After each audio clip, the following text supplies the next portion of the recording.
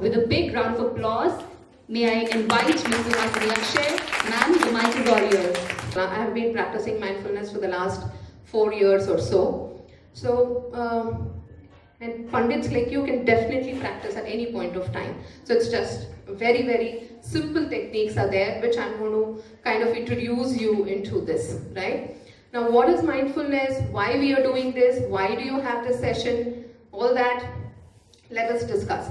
Mindfulness is one such tool which will help to keep your cortisol levels low, keeps your stress hormones low in your body, right? So that is why we are recommending mindfulness, especially so to you beautiful teachers who are, putting endless efforts. I mean, day in and day out, I see all my, friends who are teachers working so hard, especially these last 2 years.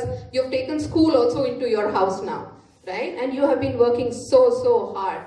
The stress levels are just, bursting up. So mindfulness will help you control that and keep everything all is well, right? So that is why mindfulness is going to help you. The point is the tension or that stress increases when you are physically here, mentally elsewhere, right? So how are we going to do that? That will be my, discussion for the next couple of minutes, okay? You're all excellent teachers.